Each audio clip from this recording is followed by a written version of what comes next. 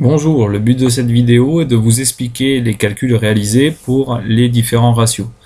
Donc il y a trois ratios, ratio client, ratio fournisseur et ratio stock. Les ratios sont à connaître. On va commencer par les deux plus faciles, le ratio client et le ratio fournisseur. Normalement, il n'y a aucune difficulté là-dessus.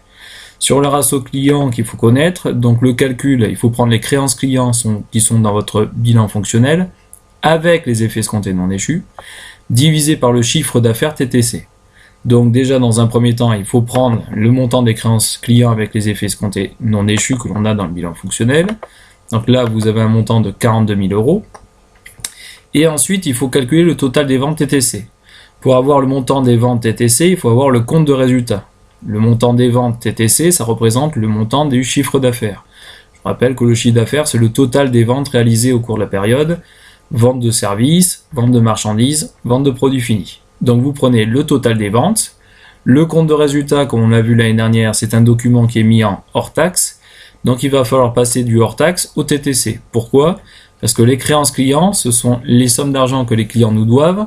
Et les sommes d'argent que les clients nous doivent, ce sont des sommes qui sont déjà représentées en TTC. Donc pour comparer deux éléments de la même façon, on va les mettre en TTC au niveau des ventes également. Donc pour passer du hors taxe au TTC, on multiplie par 1 plus le taux TVA. Donc si le taux TVA est de 20%, on prend le hors taxe fois 1,2. Si le taux TVA est de 10%, on prend le hors taxe fois 1,1. Donc ici, vous prenez le montant hors taxe qui est indiqué dans les ventes de votre extrait du compte de résultat. Et ça vous donne un montant de 720 000, c'est-à-dire 600 000 fois 1,2, 720 000 euros. Une fois qu'on a fait ça, il suffit de faire le calcul. 42 000 divisé par 720 000, le tout multiplié par 360 qui représente le nombre de jours dans l'année, ça vous fait un montant de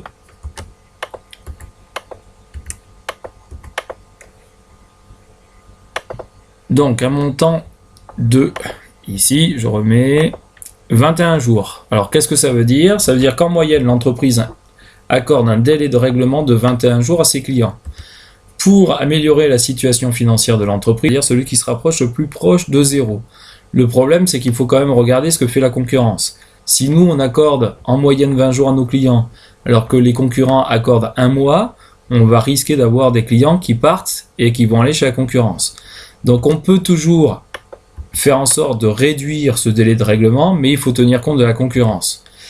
Il faut quand même noter que si notre entreprise est très bien sur le marché, elle a une très bonne qualité, elle est reconnue par les clients, on peut se faire payer plus tôt, c'est ce qu'on appelle bénéficier d'un avantage concurrentiel.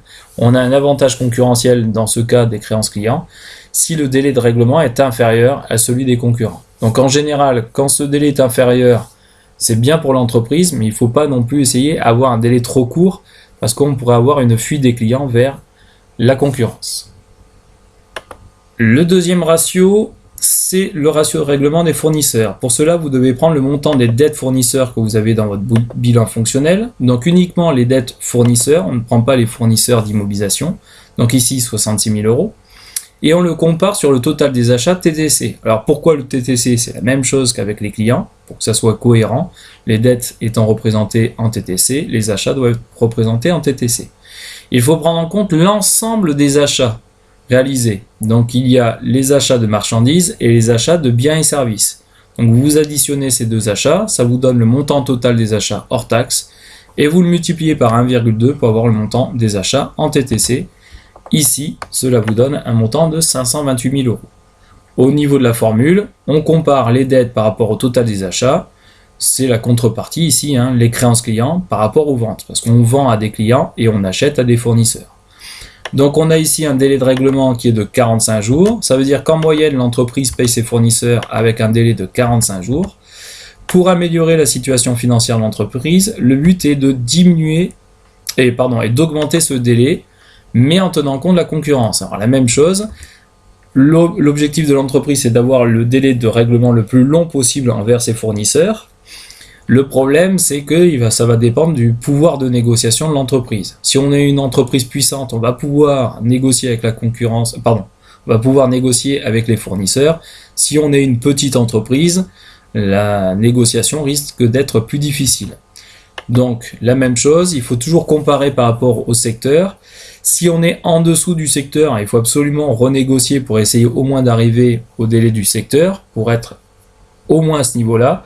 Et l'idéal, c'est d'être mettre un petit peu plus haut. C'est-à-dire que si dans la moyenne, il règle à 40 jours, si nous on règle à 50 jours, tant mieux pour nous. C'est-à-dire qu'on met plus de temps à régler nos fournisseurs. Ça permet de bénéficier plus de trésorerie. Le dernier ratio, c'est celui qui pose en général le plus de problèmes aux étudiants parce qu'il va falloir faire deux calculs intermédiaires. Donc le dernier ratio, c'est le ratio de rotation des stocks. Ça permet de savoir combien restent en moyenne les stocks dans l'entreprise.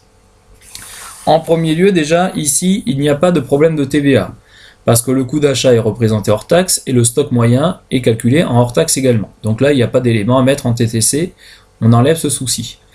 Pour calculer le coût d'achat des marchandises, il faut se souvenir de ce qu'on a vu l'année dernière. Le coût d'achat des marchandises est égal au montant des achats de marchandises réalisés, donc ici 385 000, avec la variation de stock de marchandises, qui est égale au stock initial moins le stock final, qui est égal ici à 12 000 €. Attention, la variation de stock peut être positive ou négative. Ici, elle est positive, donc on ajoute, ça vous fait 397 000.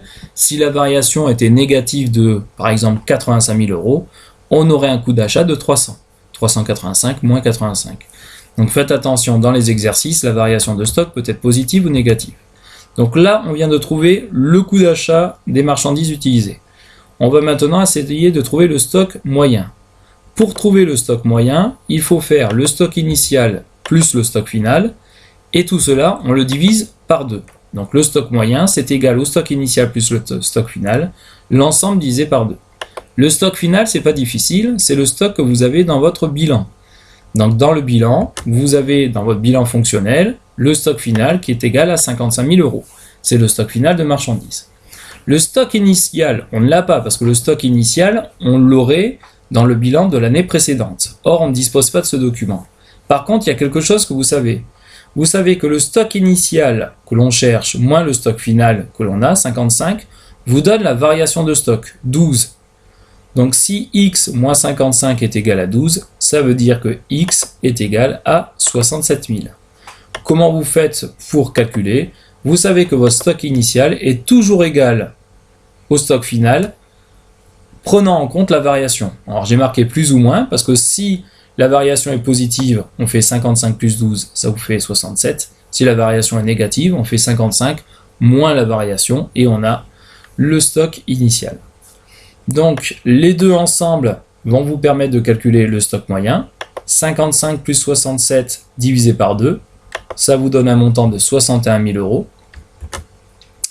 Une fois que j'ai mon stock moyen qui est de 61 000 €, une fois que j'ai, donc je mets en bleu ici, une fois que j'ai mon coût d'achat des marchandises qui est égal à 397 000, j'ai maintenant les deux éléments. Donc c'est pour ça que c'est un peu plus difficile, c'est qu'ici, vous n'avez pas tout de suite le stock moyen et vous n'avez pas tout de suite le coût d'achat, il va falloir les calculer.